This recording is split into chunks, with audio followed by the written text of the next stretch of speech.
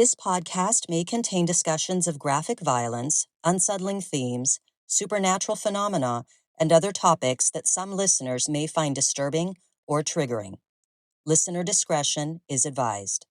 This podcast is intended for entertainment purposes only. The opinions expressed are simply those of the individual hosts and do not represent the profession of psychology or constitute professional advice.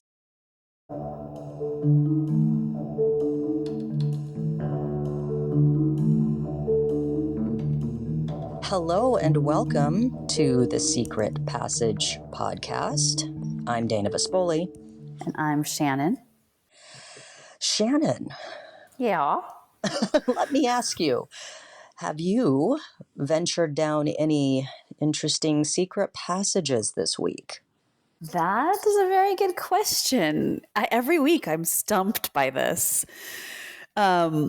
So, Tim, my husband, Tim, always asks me before we record, he says, "Do you have your secret passage for this week?" And this morning he asked me and I said, "I don't think so." And he said, "Well, if you don't have one, you can use mine." So I'm going to use his.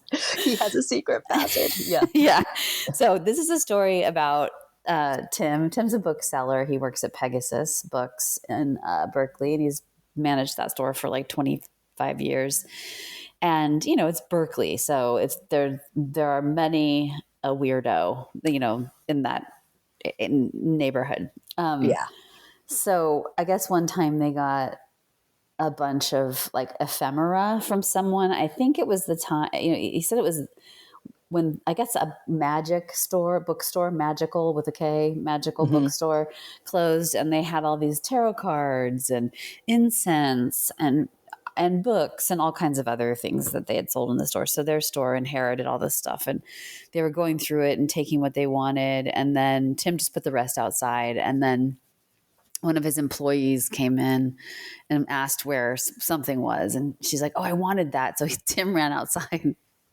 And he goes outside to get it, and there's some guy, you know the people that used to hang out on Telegraph that were they're like stoners, and they're like punk rock, but they kind of live on the streets.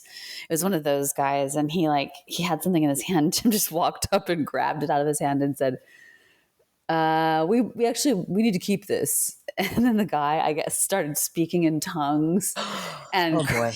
and cursing Tim and cursing the store. That's it. That's the secret passage. Crazy. I remember, it's so funny how, obviously I haven't been to Berkeley in years and years and years. But I remember when I was in college and going to Telegraph Avenue for the first time and just being so enchanted by all the people selling their wares. And I remember buying incense and some kind of mood rings or whatever from there. And then of course time goes on and I've graduated school and I'm sure I went up and down Telegraph a few times with you, just being annoyed. Everything's just so annoying. Oh, yeah. What started out as a charming little, and it was like an opening to a whole new world for me, coming from the suburbs, Yeah. hippies and witchies and punk rockers. And then it's just ugh. I remember driving with you on Telegraph, where Telegraph is when it goes from being Oakland to Berkeley. Yeah. And we were driving, and I remember were you driving? One of us was driving, and we're at a light, and you were like, there's so-and-so, he's a tweaker. And then I turn and I look, and the guy is literally tweaking. He's slapping his own face or clawing at it. But it was just so funny because you're like, oh, there's so-and-so, he's a tweaker. And I look, and he's literally tweaking. Now I'm wondering who I was talking about. Huh. It was just some no one that you were friends with. Okay. It was probably just someone from the music scene, party scene, or whatever during that time. Yes.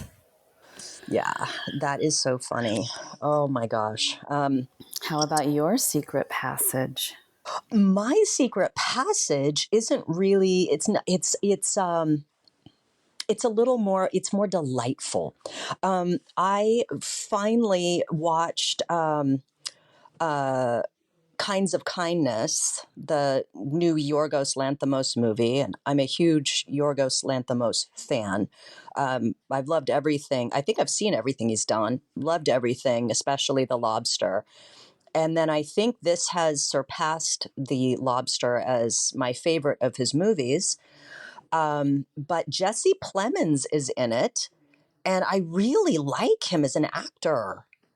I ended up kind of falling down a Jesse Plemons rabbit hole. So I saw him in Kinds of Kindness. I know he won Best Actor at the Cannes Film Festival for his part. He's so good. So then I watched the movie Civil War last night, and he has a small part in it. He's in it for like maybe 8 minutes. Mm-hmm. And apparently, because he's married to Kirsten Dunst, and apparently the actor that they had for that kind of small role, something happened and that actor couldn't do it anymore. And so as a favor to Kirsten Dunst, Jesse Plemons was like, well, I'm going to be in that area, so I can just do it. And he steals, for me, he steals the whole movie. I did not know he was married to her. It's pretty interesting. Yeah. Yeah. He's married to her. They were in Power of the Dog together. I think they were both nominated for Academy Awards for that. But yeah, they have 2 kids. It's funny because I'll always just, when I think of her in my mind, I know I'm not the only one, but I picture her, in Bring It On. So kind of more comedic. Mm-hmm. And I forget that she has, dramatic acting chops. And she's a full grown adult now, but she's in Civil War, and I didn't like the movie at all. And it's funny because Jesse Plemons is amazing in it. Kirsten Dunst is amazing in it. Like everyone does a good job. I just feel like the movie is so overwrought and kind of really into itself, with like slow motion reactions and just, I don't, there's not enough for me to care. And I feel like this is a movie where I need to feel invested in the characters. And I just don't. And I feel like there was, there could have been opportunities to make it, because it's about photojournalists, which is interesting because we were talking about last week we were talking about the power of images and war photography with Susan Sontag's regarding the pain of others, and the concept is great. It's just like, these are journalists, these are war photographers, and this is kind of what they go through as there's this civil war that is broken out in the US. And the premise is interesting, but it's just, I feel like it gets so caught up in the dramatic battles and the effects and everything that these little quiet moments, like with Jesse Plemons, it's not really a quiet moment, but it's a really intense moment. There's another moment with 2 other soldiers. I don't know, maybe just sticking with these kind of moments or where people are conflicted as they're trying to survive, or just certain. I don't know. I just didn't care as much, and I feel like that's a movie where I'm supposed to have feelings about it, and all I cared about was Jesse Plemons. He's all I care about. I know he's great. He's a really good actor. He's really good. Yeah. And he's had a lot of roles. I was just looking up all of the things he's been in, even older things. Yeah. But I'm sad about Civil War because I was kind of looking forward to it, because I know Alex Garland, he's the director, and Right. he wrote 28 Days Later and Sunshine, both of those Danny Boyle movies. Yeah. And I was hoping it would be good, but I'm sad to hear it was not great. And see, what works so well with 28 Days Later is Cillian Murphy, right? You're really in his world, and you're really like, there's a lot more going, like there's the whole what's happening, but there's like his struggle to survive. There's like you think that civil war would be great because of that, but there's just too much. You know what I'm saying? Like there's too much, and you can see like these moments that work so well that are just kind of lost in the shuffle. And you know, I'm not, you know, it was just I watched it because I wanted to see because I'm trying to watch everything Jesse Plemons is in now, because I just was so, I thought he was so great in in Kinds of Kindness, and then I was just like, oh wait, Civil War's, you know, streaming on Max. Oh, Jesse Plemons is in that, you know, albeit in a small role. I'm going to watch it anyway. Maybe it's a good movie. And I'm like, nah.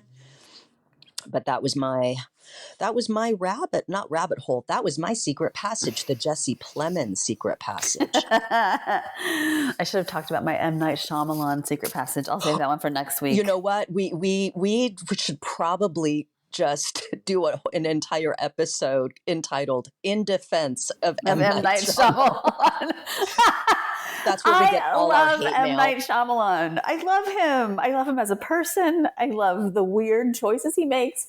He's so bold. Okay, anyway. Okay, we're going to keep talking about this if we don't get to our really yes, our joyful, not at all disturbing or upsetting topic. Yeah, no, this is a one. I know this is really uplifting.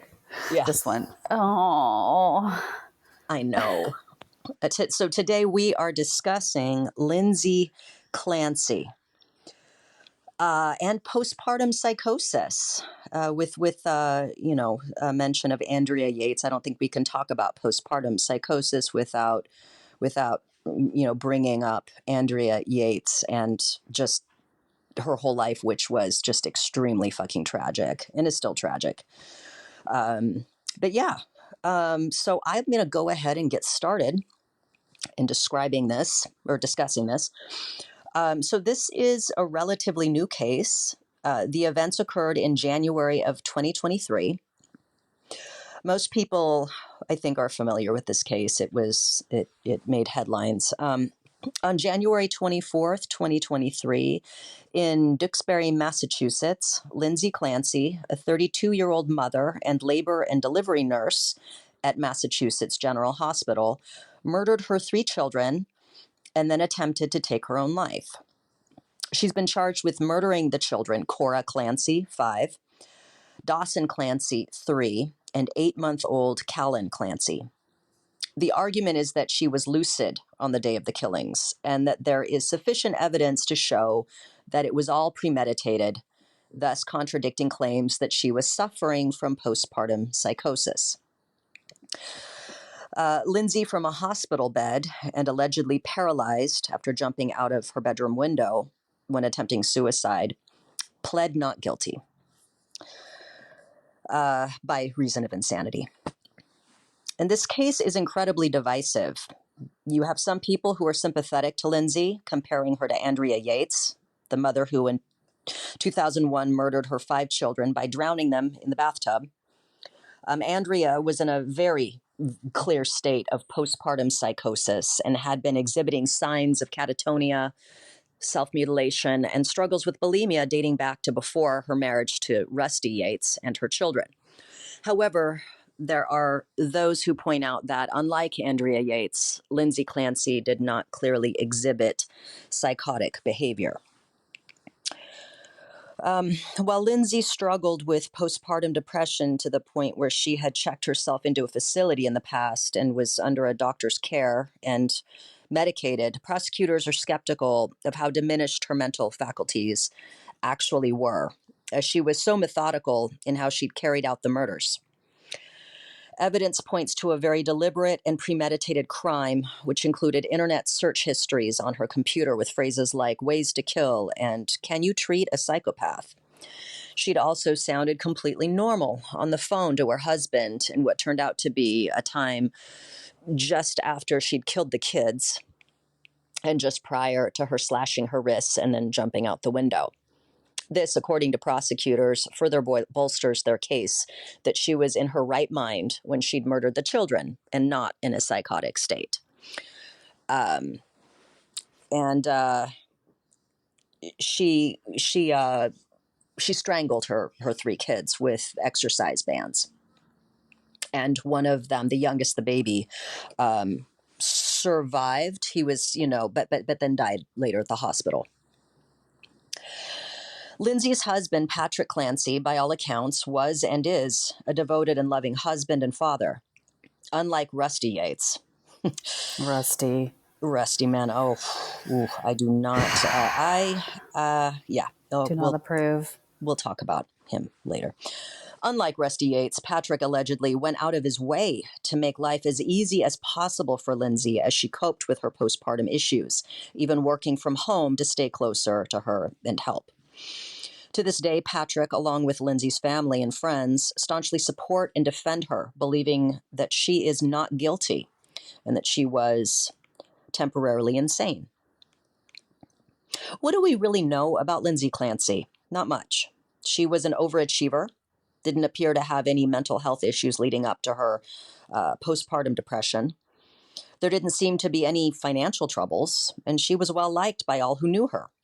It's interesting that she didn't appear to have any close friends.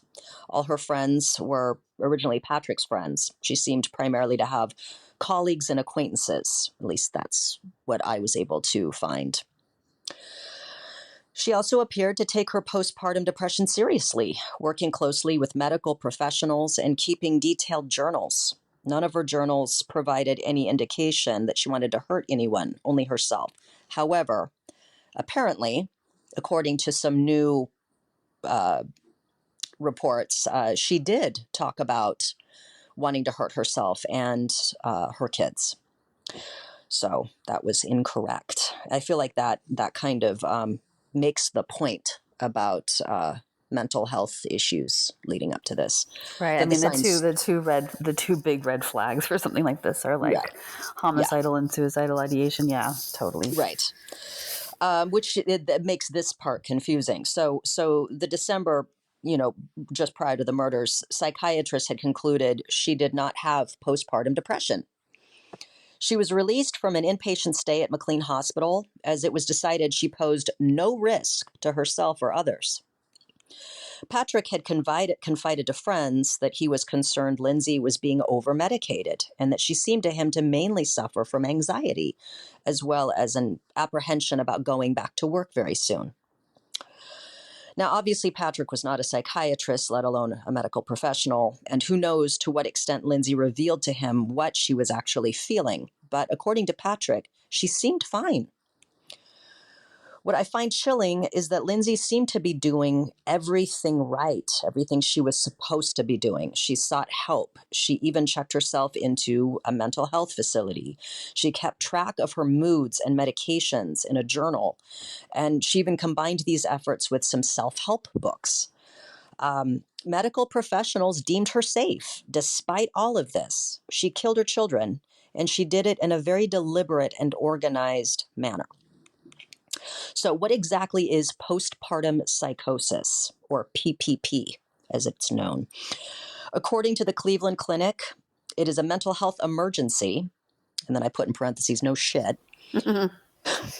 This condition affects a person's sense of reality, causing hallucinations, delusions, paranoia, or other behavioral changes. In severe cases, people with PPP may attempt to harm themselves or their newborn. This condition is treatable, and early treatment increases the odds of a good outcome. In the Rachael Waters TED Talk that you recommended, and it's so good. It's really good. So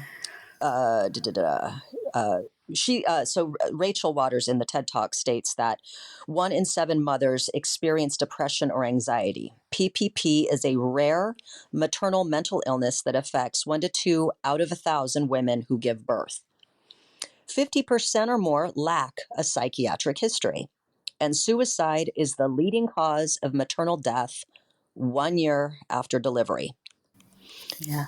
Well, for those of you who don't know who Rachael Waters is, she's a person who had postpartum depression and postpartum psychosis, and she was out for a run with her husband, and she turned to him and said she needs to go home and and see the kids, say goodbye to the kids. And he said, why?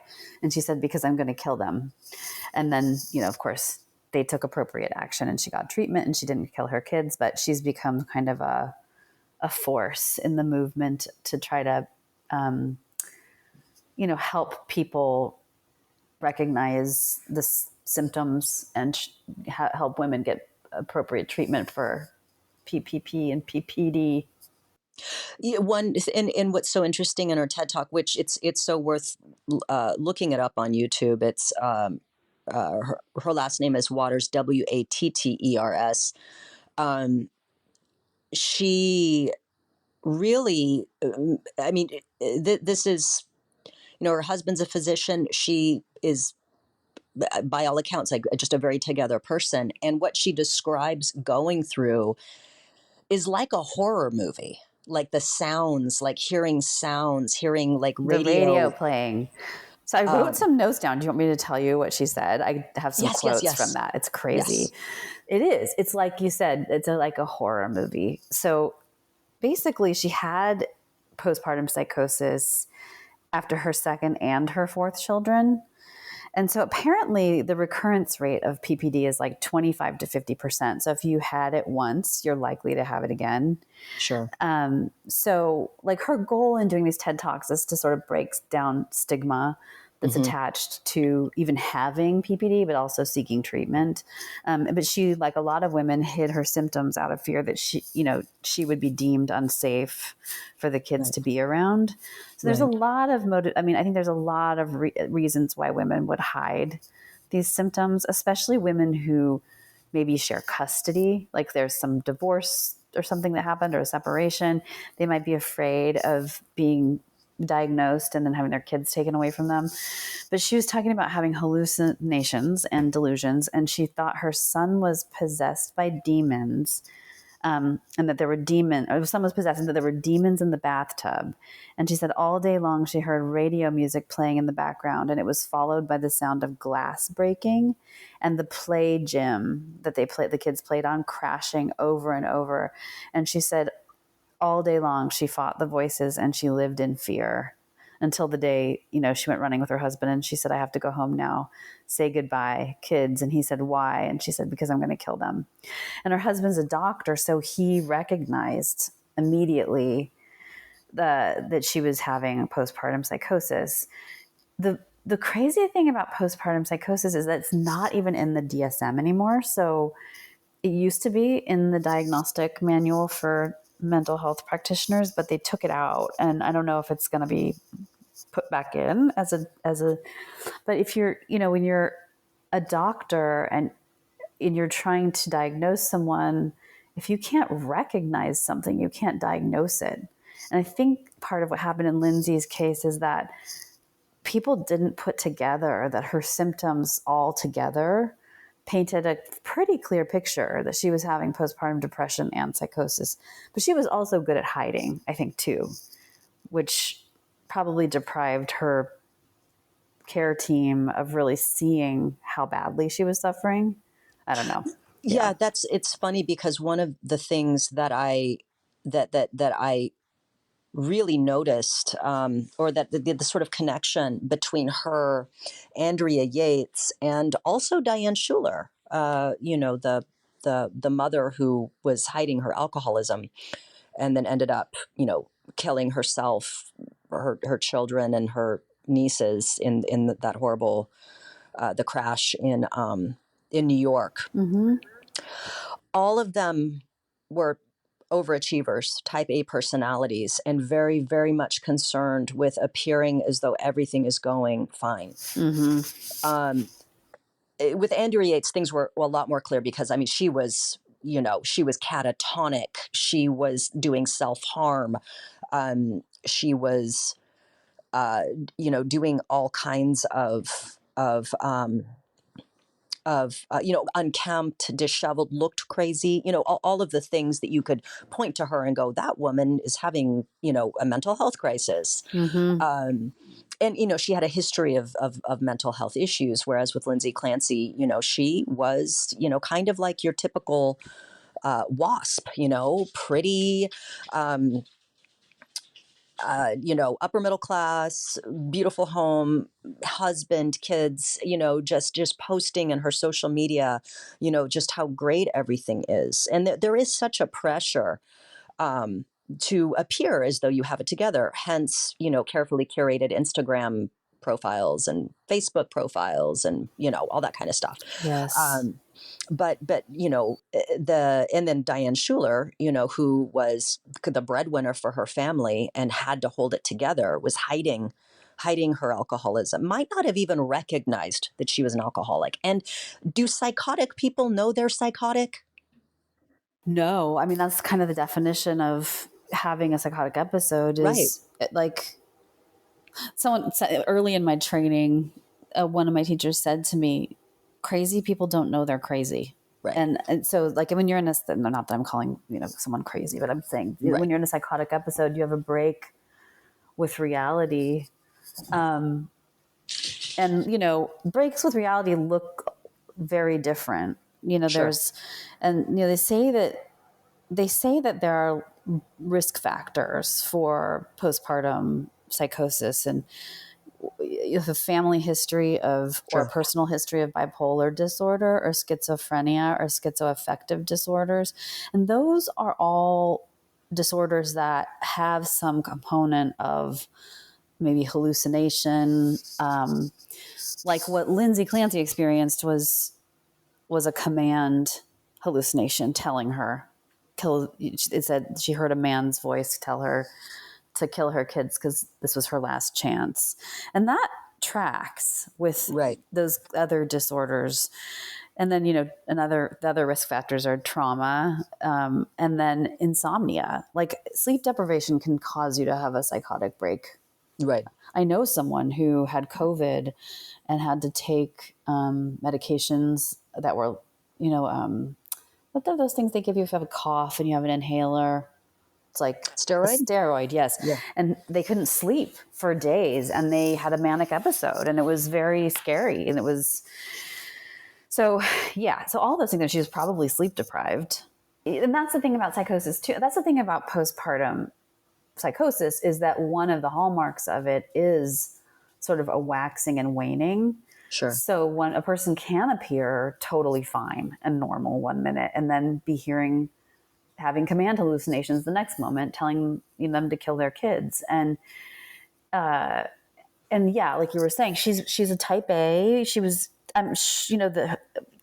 okay, I'm a therapist, but I'm not diagnosing her. I'm just speculating as to what, based on what we know as, what could be happening in a situation like this one. And it seems like for different reasons, I mean, some of us are better at hiding our appearing to be functioning well when we're not. And it appears that she was good at that she was good at appearing okay. And she kept a lot of this stuff to herself, wrote it in her diary. But I don't know that when she went in to see her doctors, she had 2 different doctors and 13 different medications that were prescribed to her. And I don't know what she showed them. And if a doctor can't see something, they can't work with it, Right.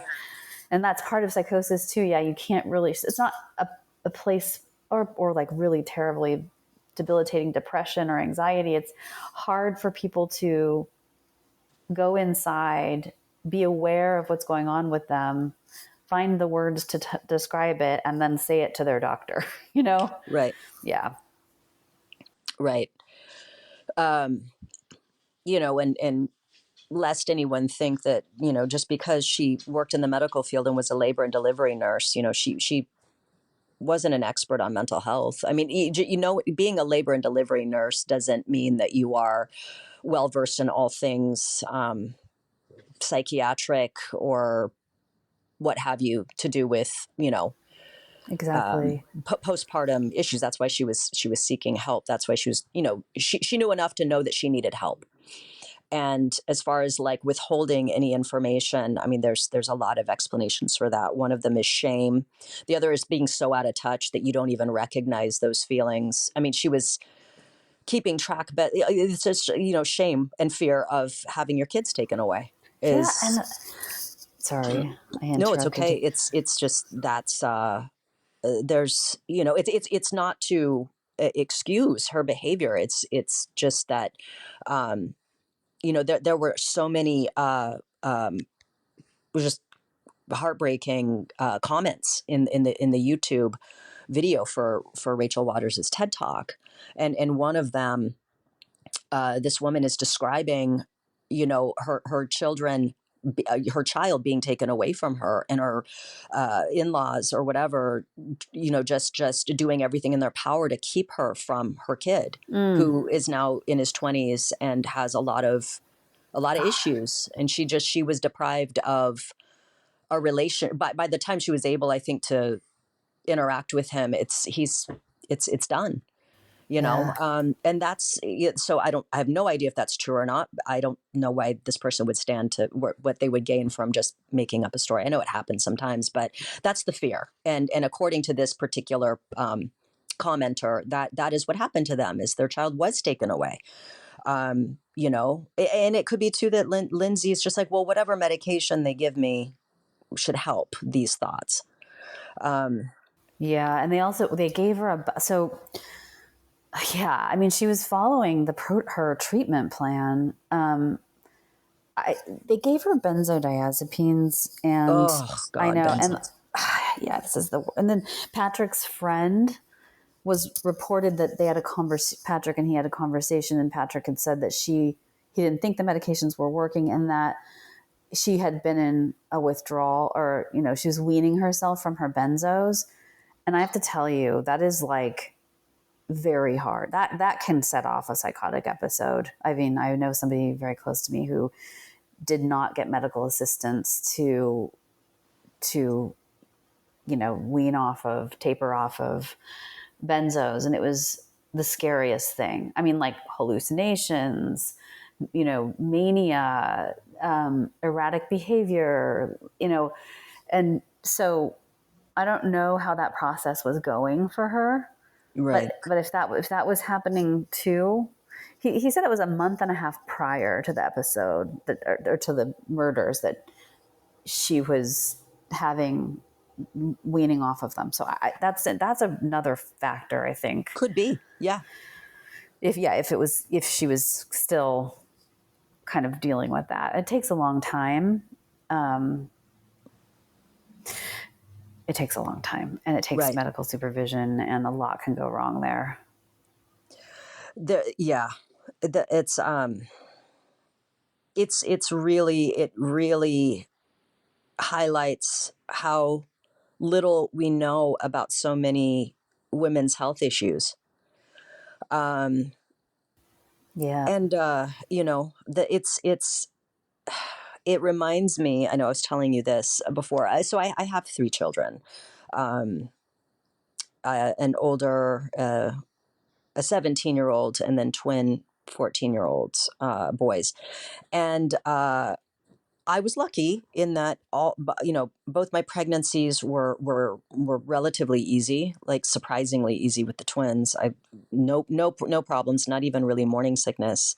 I was really lucky, but with my first child, because he was my first, I just remember giving birth, and I had like the baby blues. I didn't have anything crazy, but I remember I had a lot of, I struggled with like hypervigilance. I wouldn't sleep. I just would, watch over him. I um, was very just catastrophic, just so worried about him. I didn't want anyone else to hold him. I didn't want to be away from him. I just, but I recognized that this was something that would hopefully get easier over time. And I had friends who were like, you'll be fine. It's hard. It's hard when you have this is your first, it's a newborn, all of that kind of thing. And when he was about, let's see, 4 months old, 5 months old, I can't remember, five, maybe even 6 months old, I went to a mommy and me group. And I thought, this will be good. I'm going to go to I think it was called Mother's Haven in Encino, and there was like a mommy and me group, and go in, and it's, sitting in a circle with other moms, and the woman that's like running the group, and she's going around in circles, saying, so guys, introduce yourselves, and then say something that surprised you about being a new mother, specifically for new moms. And so the first mom is like, I knew I would love being a mom. I just didn't realize how yummy it would be. And so right away, my ick, like, yummy, is just so annoying. And then someone else echoed, oh yes, it's just been so yummy, So two different people said yummy. Everyone pointed out just how they just didn't realize how glorious it would be, even better than they could have imagined. They get to me, and I was like, well, I didn't know what just this real love, that just how that I could love this someone this much. But also I did not realize, I was surprised at how anxious I get. I'm constantly worried for his safety. I just worry. I just worry about him a lot, and I don't know how long this constant worrying is going to last, or if this is it. Everyone stared at me. And then the woman running the group was like, well, maybe you should talk to someone about that. I'm like, oh, so this mother circle where we are supposed to help each other out isn't that at all. We're flexing how fucking awesome it is to be a mom and that we have no issues at all. Cool, got it. I didn't say that. I just There's decided to never go back. Right. I mean, there's only room for toxic positivity here. No, and that is the thing, that as somebody who has gone through pregnancy twice, man, there is a plethora of information about what to expect when you're expecting, how your body will change, how your skin will change, all of these things. And then you give birth, and then nothing. I know. There's some stuff. Oh, you might experience the baby blues, and then some mention of postpartum depression, but there isn't. It's all like, buy matching outfits for you and your baby. Your baby needs a wipes warmer so that their butts don't get too cold if you're changing their diaper. You need a diaper genie. You need all these fun things. This is great. Being a mom is awesome. How to get your body back in shape right after having a kid. But there's really nothing about, there is some passing mention of, here are some things that might happen to you. But in the same way that they provide these books on what to expect when you're expecting and what to expect the first year, it's all things with milestones with babies and dosages of medicine and how to treat colic and all that kind of stuff. I feel like this would go far in, helping diminish the stigma around, mental health and being a new mother, is that what the statistics are around it, that there's no shame in it, that these are some experiences that people have had, what to look for, and then resources, which Rachael Waters, I believe, gives a website or a number to call if you're in crisis. Yeah, we will include her. I'll include her YouTube TED Talk on our show notes, and people can. Yeah, no, I mean, you're basically in this huge transition that where you're slammed, your hormones are just, you're slammed by, I mean, I don't have kids, but I have had a period before, and even just a period can make you feel like crazy. I mean, I remember every month being just shocked, like, why do I feel so bad? Why is everything wrong with everything right now? And this is like a bazillion times more intense because your whole entire life just changed and your hormones are going crazy and you have this little being you love with all your heart. I mean, what you said in that room of those women was so true and so profound and just real. It's like, we only hurt about things or worry about things that we care about. And arguably your children are the things you care the most about, right? So of course you're going to have anxiety about them and their well-being because they're like the most important thing to you in that, right? Right. And that we couldn't even discuss it. Also, I'm just like, dude, it was just a room full of like bougie ass friggin' like, you know, women that just, yeah. Yeah. It was almost like, who could be more happy? It was very performative, and Ugh. yeah, it was like, wow, this is weird, but it's also strange because I mean, what this was 2007. I'm like, aren't we at a point where we can be a little more real? Like I know it wasn't necessarily group therapy, and I wasn't asking, like, it was just, I guess what I wanted to hear is, am I alone in this, or has anyone Right. else felt this? And then it lessens.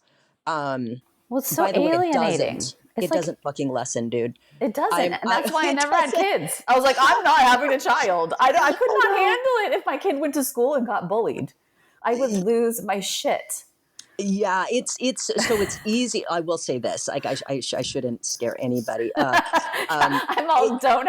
You're like, I'm like, don't have children. yeah, don't do it. There's no coming back. No, it does.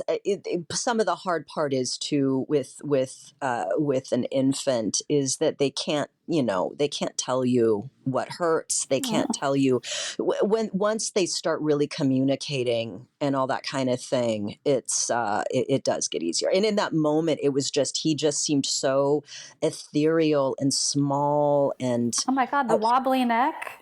Oh, dude, yeah, it's the big head and little body, but I feel so bad because he was my first. He was like, I was extra frightened and careful in a way that that the twins were a lot easier. Also easier because they have each other. They're each other's favorite person. So they weren't. I knew that I didn't have to get anxious about milestones or things like that. So it did get easier. In spite of the fact there were two of them, they were just sort of just generally a lot easier, and there was less anxiety.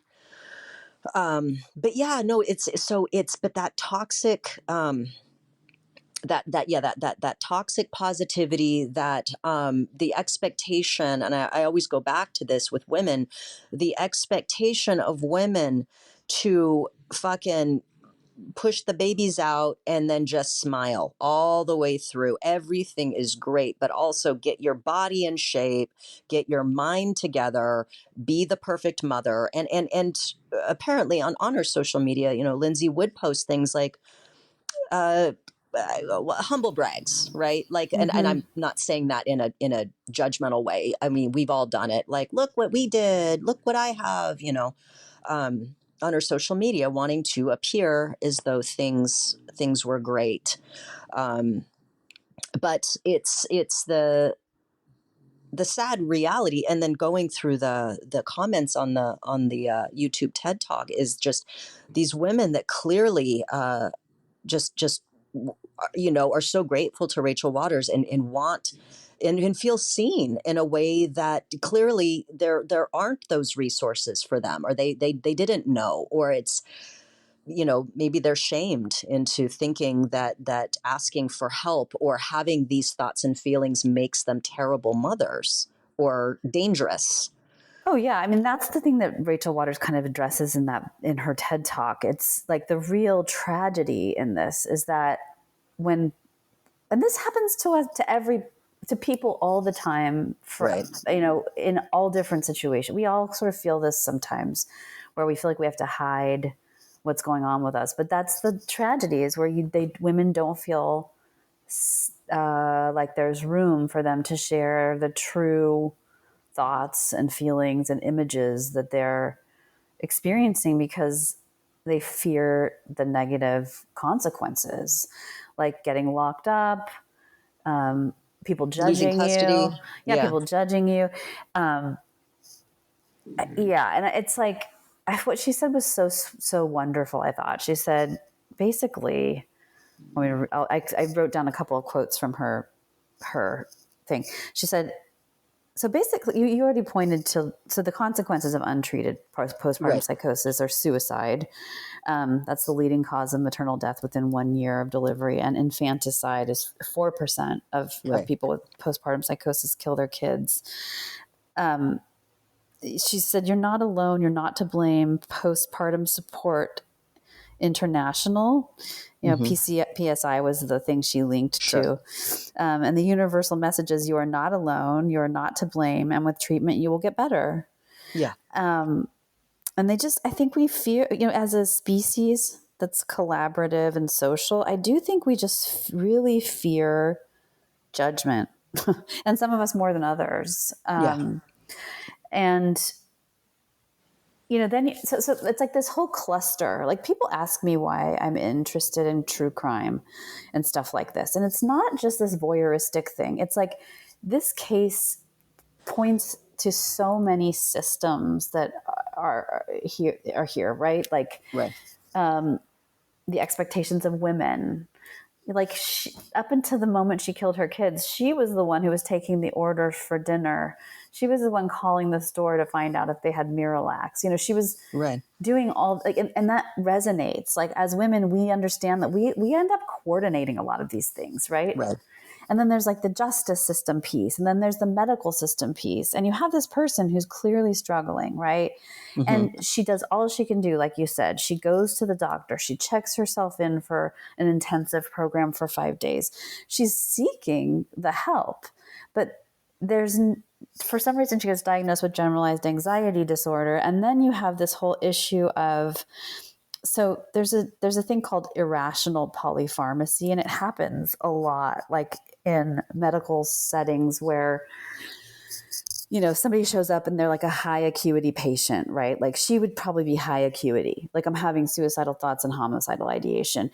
And so she shows up and out of anxiety or out of like a lack of coordination or out of time constraints, the doctor starts just throwing medications at them in an irrational way, right? Like, and because they're afraid maybe of liability, of her doing something, they want to get it treated. But it ends up, I think it ends up working for some people. Like, I've seen people in my practice who have like 5 medications that they're on. And it seems to be working for them.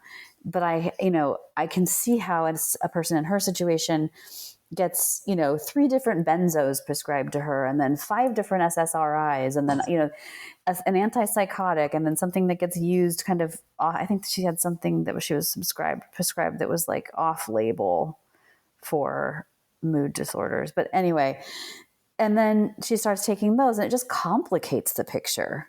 And then she doesn't get any real containment. She gets released from the hospital with I don't even know what her follow-up plan was. Like, was she in once a week or twice a week therapy? Was she, she wasn't in an intensive outpatient program, which she probably should have been. But she might have told them she wasn't having suicidal ideation anymore. Even if, and she might not have had suicidal ideation anymore. She might have, with postpartum psychosis, part of it is that it waxes and wanes, and the psychotic stuff can happen very quickly. Someone can be in like a very functional state, and then all of a sudden have, those intrusive thoughts. And it just happens quickly. So yeah, people just don't get the holding and containment, and there's no standardized treatment. That's the thing with mental health issues. It's like, there isn't a standardized way of working with this stuff. And so there's just high variability in treatment, and some treatments are effective and some are not for people. And it just depends on the individual. So anyway, it's a cluster is what I'm saying.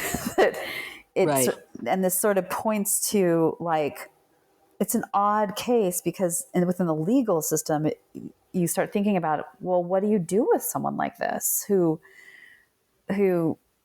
because of all of these forces and, not getting properly treated, has a psychotic episode and kills people? Do you throw them in jail forever? So interestingly, this brings us back to Andrea Yates. Mm-hmm. And, you know, I should say for anybody who's not familiar, I mean, that's a whole kind of subject onto itself, but just quickly, Rusty Yates and Andrea Yates were, you know, part of this kind of religion that really pushed having as many kids as possible, living bare bones kind of. The Red Handed podcast does a great episode on Andrea Yates, and it's worth listening to because they really get into the kind of religion that Rusty and Andrea were a part of. And I love Red Handed. oh, I they're want them just to so become our wonderful. best friends. I know. They're so good. They're so good. But they really get into it and just how awful. I mean, it wasn't any kind of like recognized, like, I don't know where they are now. These people were they were grifters. The people running the kind of group, the religion, were essentially grifters, and were really against obviously any kind of help and all that. And so Andrea was just, she was in a really, obviously, things were just getting worse and worse and worse. And against the recommendation of doctors, etc., she had yet another child. And Rusty left her alone after, you know, with the kids, after being told, like, you cannot leave her alone with the children. Mm-hmm. And he did, thinking that, oh, she seems fine. And Mm. then this thing happened. So, you know, she is still in an institution. Mm. She doesn't ever want to leave. She wants to stay. She feels guilty. She grieves her children every single day. Mm. She doesn't think she deserves to be let out. Yeah. She carries that guilt. You know who doesn't? Fucking Rusty Rusty. Yates, dude. He's remarried. He's got a family. And Ugh. by the way, he quote unquote forgives her. He knows Ugh. that it wasn't her, you know, she was just, you know, it was mental illness. Not that he couldn't have fucking helped her. Not that just, man, she was let down. And Yeah. her entire life has just been painful. Yeah. And Yeah. it's so sad. So, I mean, in the case of Andrea Yates, I mean, she's in an institution. I know. Yeah, She seems so sweet. I watched a documentary about her. You could tell her lawyer loves her. yeah. Apparently, Yeah. she's like a daughter to him. I mean, she was not a bad person. No, I mean that's the hard thing is people. I mean, even there it is. We do have a lot of questions about this case. Yeah, There is the other side. People who think it was premeditated. People who think she was lucid. But lucidity is part of postpartum psychosis. You can have lucid moments. You're not. It's you can spell things correctly. You can order off of a menu. Like all the things that she was doing that day that people are saying point to this point are sort of arguments for the prosecution. Yeah, it just if you really understand the definition of postpartum psychosis and what it looks like, she could have lucid moments. well, premeditated and psychotic state are not mutually exclusive. Like Exactly. that can absolutely be a part of it. It could be a part of the master plan. You know, it could be that she wasn't planning it, and then the voice told her. She strangled her kids, took the call from her husband, and then went and jumped out the window. You know, it's also a case of. I mean, yes, there are. I mean, Reddit. I mean, talk about very divided. Yeah. You know, they they some are trying to, you know, using Andrea Yates as almost like a textbook definition of what postpartum psychosis looks like. And it's like, I mean, that's one aspect, but also she she was flooded with a lot of pre-existing, mental health issues, prior to this. She also had like, what was it, 7 children?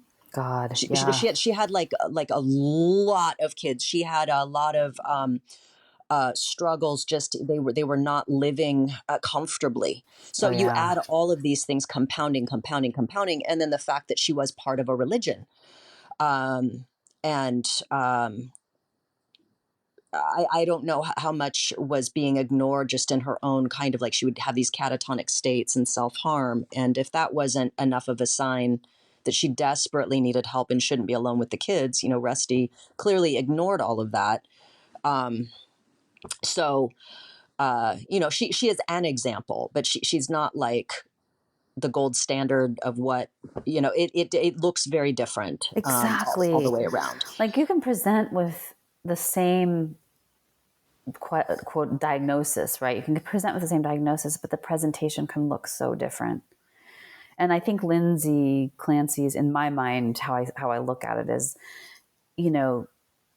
I'm very good at hiding my stuff too, and Yeah. my struggles too. And so, and there are consequences for that, right? Like there's a reason why we do that, because it's for me, there's my reasons for doing it are different from hers. How it Sure. functions in my life is different from hers. But she had her reasons, right, for appearing to have it all together and for not showing her cards. And there are consequences for that. She didn't. I don't think they recognized, how much she was struggling, and that's part of it too. I think that has to be part of the treatment, which is like.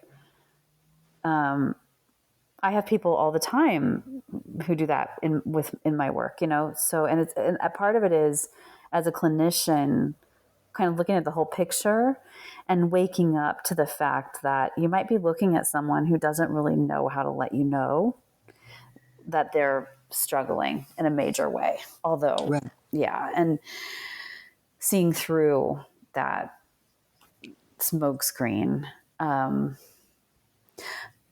Do we want to talk Right. about Kevin Reddington at all, her attorney? Do you know about him at all? I have a wild thing I found out about him.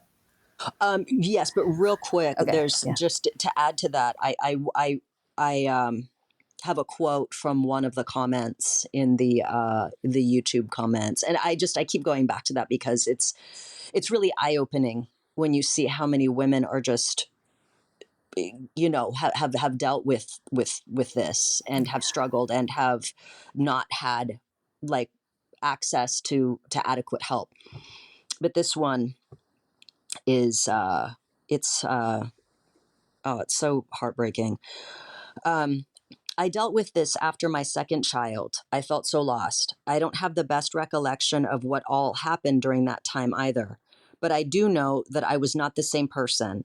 I had never dealt with any mental health problems before this, so I didn't understand why I was thinking and feeling the way I did. My doctor at the time just gave me pill after pill until I was taking 16 plus pills a day, which ended up making everything so much worse. Thank you for telling your story, because someone going through this and seeing this will probably save someone's life. Wow. Yeah. Wow. Yeah. And it's just that kind of echoes what was happening with Lindsay with here's a pill, like what you were saying, here's a pill, take this pill, take this pill. Yeah. Um, Irrational. Isn't that a great, I didn't know there was a term for it, but irrational polypharmacy. And it does oh, happen because, yes. physicians and therapists are people too. And Mm-hmm. it is it is very scary for a lot of practitioners to hear someone say that they're having suicidal or homicidal ideation and sort of assessing, how, doing a whole assessment around that. And so it's very human to kind of want to just start throwing things at it. But I think that's part of our training that needs to be part of our training too, is to learn how suicide is like a suicidal ideation often makes a lot of sense if you are in a situation where you're in a terrible amount of pain and you think that it's never going to end. Like, it makes perfect sense that someone would think about committing suicide in Right. that case. But I think people get so worried about it losing a patient going on there like as a blemish to their record or their reputation, and then liability issues and being sued. There are all these, pieces, and wanting to keep people alive and help them and all that too. But so I think there's just and what's her name? With the TED Talk. What's her name again? Why am I forgetting Rachel it? Waters. Yeah. So Rachel Waters kind of says that at the end of her, sort of asks at the end of her TED Talk that we create an environment where people feel safe sharing their true thoughts without judgment and without being labeled as crazy, and they guide them to resources that can help them. And then she says health professionals seek out continuing education on perinatal mood and anxiety disorders and how to treat them and how to recognize them. If more people did that, it would just be a different world for us as women. Yeah. We would be in the hands of people who, really, I can't drive home the point enough. It was not a part of my training at all when I was training to be a therapist. It's something that people usually have to get on their own outside, specialized training outside of our general education stuff. But it's really important especially because of how common it is. It's like 1 in 7 women, I think, have postpartum depression. It brings to mind also just a lot of things around motherhood that I don't think are discussed enough. Like I had one friend who was unable to breastfeed. She didn't produce enough milk. And so she had to supplement, and she didn't want to supplement, but she had to. And she felt like a failure. Aww. It's not her fault. Her body just wasn't producing milk in the way that, that's ideal, right? For if you want to breastfeed, she couldn't. And she felt like there was something wrong with her. And that's breastfeeding. There's solutions around that. There is formula. I was not breastfed as a kid but chose to, exclusively breastfeed all mine because I could. Mm-hmm. But I wasn't breastfed. Lots of people weren't. They were given formula. It's not the end of the world. But that feeling of failure. And then I remember going into one of those after having my oldest. So he was maybe 8 months at this point. And I went into one of those, in the mall, there's like the little, like the mother's room or parent, like it's a special kind of lounge area if you want to breastfeed, if you want to change diapers, if you want to do all of that. And I was in there, and there was a young mother, and her baby was upset, crying, and she couldn't really console him. And she happened to look at me and go, "Hey, I don't know what's wrong." And her baby was younger than mine, and so I tried to help her out. I'm like, "Oh, it could be anything. Maybe he's gassy. Maybe he's this." Eventually he calmed down, but it's so much of this is still so we don't. That there is that feeling sometimes as a mother that you're a failure if things aren't perfect. You're a failure if you don't know. Like, I don't know how to call my baby, or I can't, breastfeed my baby, or in my case, like I is there something wrong with me? I'm obsessed that something terrible is going to happen, like in this catastrophic thing that I was like, what if this never goes away? What if I'm that creepy parent that is like just following my child around, like and just has to live next door to him his entire life because I'm just hyper vigilant and crazy and scared. Like there's all of these things, and so intense, so many intense feelings, and right. We're so mean to moms. We're so judgmental. mm-hmm. There's like, the judgy. I'm not a parent, but I hear this from other parents that there's just, and of course, everybody has their opinions, right? If you Right. circumcise your kid, you're a terrible person. If you don't, you're a terrible person. If you feel anything but totally happy to be a mother, then there's something wrong with you. Yeah, we're really mean to moms. Yeah, or in my case, oh, you're a porn star. You must be a terrible mother because you can't possibly be in sex work and have maternal instincts. Like Yes. there, yeah, you can't do anything right um, Yeah. if you make any kind of whatever choices you make for yourself or your family, there is a lot of judgment that goes around. Mm. Why are you giving your baby orange juice in a bottle? Why are you doing this? Your kid goes to daycare and you work. You're terrible. You should be at home, or you're at home with your kid. Your kids, you homeschool your children. They're going to be weird, like the homeschool kids in that South Park episode. Like, you know, You can't there's win. you can't win, and so I guess to wrap this up, and with Lindsay Clancy, we don't know what she's still. I mean, they're still putting everything together, right, for her trial. Oh, you were going to say something about her attorney. Yes. So yeah. Okay. First of all, I have one little tidbit. Why is it disputed that she is paraplegic?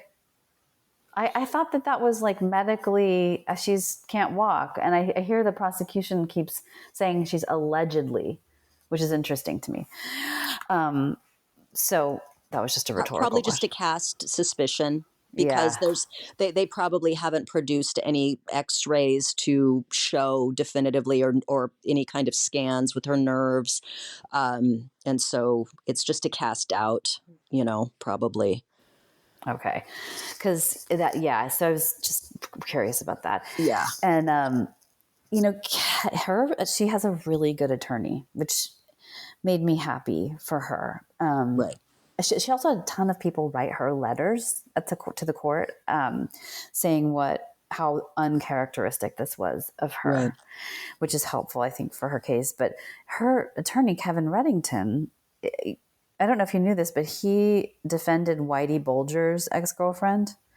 And he also defended this woman, Therese Rogers, who stabbed her abusive boyfriend's eyeballs out while he was sleeping. Because Wow. he successfully, she was not convicted from temporary insanity due to battered woman syndrome. And that's the first case. He's the first person to have success trying a case based on battered women syndrome. During the case, he threw like flying stars, those martial arts, like he threw them across the courtroom to demonstrate how dangerous they were. I don't know if her boyfriend would throw those at her, but as part of he's kind of an amazing attorney who will do things like that. So I have hope that he will defend her give her the defense that she deserves. Yeah, Yes. So that is really interesting. And also, I think it's a testament to Lindsay's character that her husband is sticking by her side. I mean, he could divorce her. I mean, she killed the yeah. kids. Like he could say, like, listen, I can't do this. I'm devastated, and uh, I believe you. I believe, that you were not in your right mind, but I have to. I can't. But he's staying by her side. Um, everyone is, and this goes again, my I guess my thing with those that are just convinced that she's just a terrible person, that she killed her kids because she just, one of the theories is that she's just one of those people that likes the attention she gets being pregnant, and I'm like, she's a labor and delivery nurse. She's busy. Yeah. She's got like other things going on. Maybe again, I'm not psychic. I don't know, but there's no real clear motive.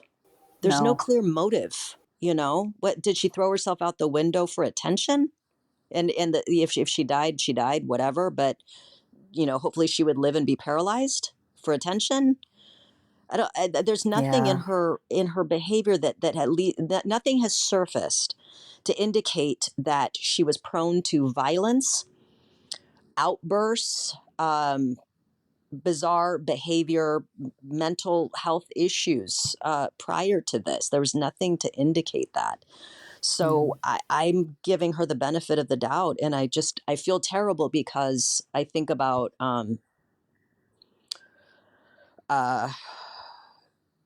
what it must feel like to come out of something like that and know that you did this. Oh my God, it's like a waking nightmare. Like, that's Andrea Yates, man. She's grieving. Her whole life now is waking up every morning and knowing that she killed all her children. I know. And she like I don't know that the other thing too was Lindsay was criticized because, she's laying in her hospital bed and, writes just is just like, do I need an attorney? Was like the first thing that came, that she said, which, I mean, at that point, like so her mental health just gets right back on track when she, wakes up in the hospital. Like, no, I don't think that's, just because she seemed very stoic. Yeah, and she was also quite, I'm sure, Doped up. pragmatic. Well, And pragmatic and doped up on probably all kinds of medication. also terrified. Like maybe then, I heard she was still suicidal, but I mean, that's sort of a very depressed. To me, it reminded me of depression. Like you're just like flatly, do I need an attorney? Like, Yeah. just sort of who knows what was going through her mind and who knows what the tone was, who knows what the context was, internally and externally. And I just, they're just words on a screen for us right now. And it's easy to, imagine into like her callousness or her, cunning. But I really think it was probably just maybe a sober, this is my fantasy, it's like a sober recognition of the horror of the situation, Right. And I don't know, it's interesting. People put a lot of weight on what she said too, or what Patrick said, that after she talked to the psychiatrist that the attorney hired, she told him that she had a psychotic moment, and he had psychosis or something like that. And he said she had never used that word before, but I don't think that that's a big sign that it's a made up story that she got from the psychiatrist. I think people all the time I work with them and I say things to them like, do you think you're depressed? Or I name something for them that they didn't have a name for before. And then they use the word. I mean, that makes total sense to me that she would be sitting with a psychiatrist and the psychiatrist say, yeah, I think that sounds like a psychotic episode, or that was psychosis. You heard a voice that you interpreted as not your own, and then you killed your kids. That was maybe his framing that she adopted, but I don't think that's, what I mean? People are sort of framing that as though she's again making up her defense, which could be just, yeah.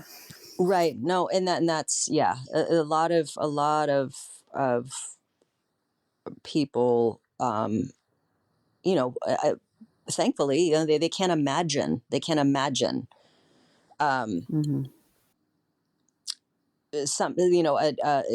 someone doing this to their children, and then they think perhaps that the logical reaction is to be incredibly remorseful and crying and just absolutely despondent over what they have done. But even Andrea Yates just sat there catatonic. Yeah. She made a very, like, she called Rusty and she's like, you need to come home, completely flat. And so yeah, who knows? And again, maybe she is this diabolical supervillain that just killed her kids because she could. I don't know. I don't think so, though. That's not the impression I have. I want to give her the benefit of the doubt because she's just a really good example of how we really don't understand. We really don't understand so much about mental health, but especially, with postpartum issues with women and friggin' menopause. Like, don't even get me Yeah. started on that. I'm like, am I in Ugh. perimenopause? I have all these weird things happening to me, but my doctor can't even friggin' tell me. Yeah. So Yeah. Yeah.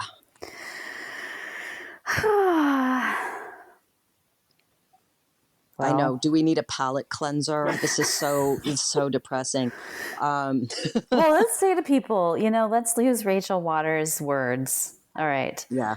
Break the epidemic of silence and allow women to feel safe sharing their true thoughts and feelings in the postpartum period without passing judgment, without labeling them as crazy, and instead guide them to the resources available to provide hope and healing. Check in on new moms, help them. Ask them if they are having thoughts or feelings or other things that they've been afraid to share with people. And health professionals, seek out continuing education on perinatal mood and anxiety disorders, how to treat them and how to recognize them. And if they could also start providing, materials to moms leaving the hospital, with resources, hey, Yes. here are some things. This is rare, but boom, boom, boom. Pamphlets, even. It's easy. Yes. Just go to this website, call this number. This is confidential. All of these kinds of things, books that are like, what for the moms, what to expect, not just, I mean, it's great for the babies too, but what a mom can expect coming out. Like, here are some different things. Mm-hmm. One of the best books ever was the anxiety and phobia workbook that I think it was Martha recommended it. The therapist you and I both shared back in Mm-hmm. the day. I think she recommended it, and I bought it. And each, there were so many like real life kind of testimonies of people's experiences with panic attacks. And it was such a relief. I was like, I thought I was having a heart attack, or I thought I was going insane. Like, and they're describing what they were feeling. And I was like, oh, I'm not alone. Yes. So being able to show like Rachel Waters, like, I wanted to kill my kids. Guess what? I got help. I'm okay. I got better. And, thank God she exists, and like did this TED talk and whatever else she does, like having people out there to let these new moms, or not even new moms, but any moms where they're suddenly having these experiences, like the, I think that for Lindsay, it wasn't until her last child that she was having this. So Mm-hmm. she might also have been like, it can't be postpartum psychosis. I have 3 other kids. Everything was fine with them. Yep. But yeah, so that is, I guess that concludes our episode on Lindsay Clancy and postpartum psychosis. Yep. Another one done. Our 5th episode. Yes, it's our 5th episode. And if you would like to follow us, you can follow us on Instagram. You can follow us on Twitter, soon on TikTok. And we will have links. We can put links to that in our show notes, yeah? Yes, absolutely. Okay. Awesome. Well, Shannon, I will see you next week. Dana, it's been so wonderful talking with you today. Bye. Bye.